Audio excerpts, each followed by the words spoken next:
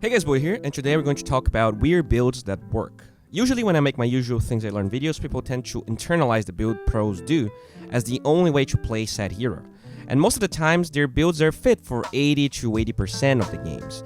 The reason some of these players are incredibly high MMR though is how they handle the other 20 to 15% of the games. In this game, Sumail is playing versus an Ursa, and the way an Ursa kills a Quap before he has a Basher or Abyssal Blade is playing around the Blink cooldown. As long as the Ursa has a Blink Dagger and Quap jumps, more often than not that hero can burst her down before Blink comes off cooldown.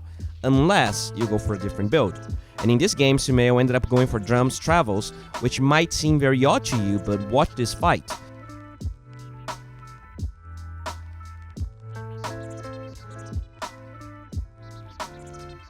Sumail gets stuck in shackles, then he blinks where Ursa has vision, but even then he does not die.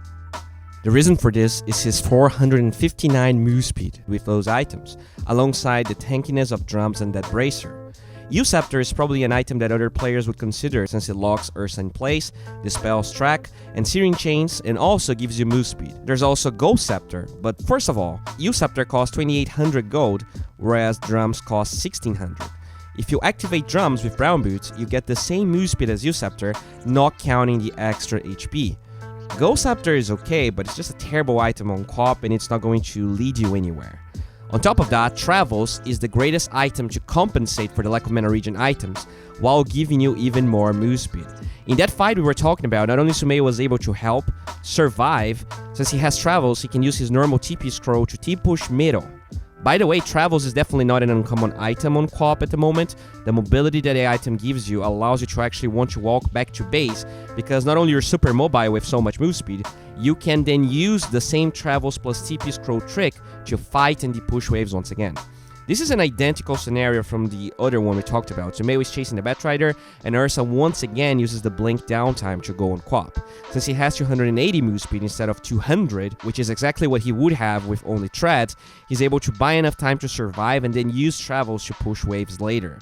This build not only allowed Sumail to survive throughout most of the early game, but unlike an item like E.G.Scepter, the Travels increased Sumail's farm and presence insanely well. Look how he can split push top with a catapult while TPing back to base and then joining this fight later on with Travels, meaning that they get 2 kills here on top of that top tower and then the mid one, since they were all grouped together there already.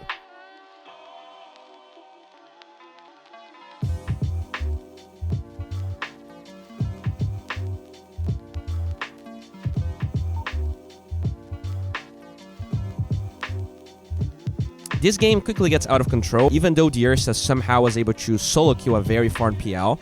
Sumail was able to go for this build, be active while farming, and thus the Orchid is online before a BKB is available for the Ursa.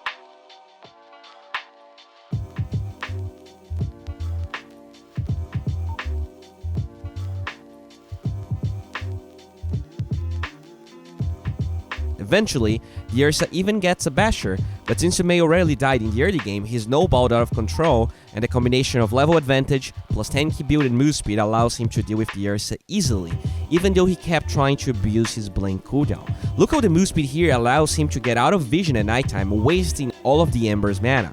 Not only that, but thanks to the Travels and TP, he can draw a shit ton of attention and fight again. He dies in this fight, but the end result is a team wipe, benefiting the Phantom Lancer.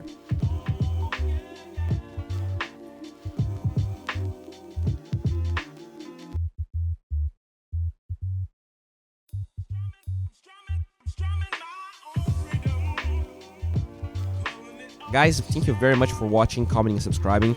It really helps a lot. If you want to help this channel be even more sustainable, maybe check my Patreon rewards. There's a lot of cool things there that could allow me to keep delivering you these videos while I train to become a talent. If you want to be a part of these videos, follow me on Twitter, because usually when I need replay ideas, I'm going to ask for them there. If you want to watch me play or cast, Twitch is the way to go.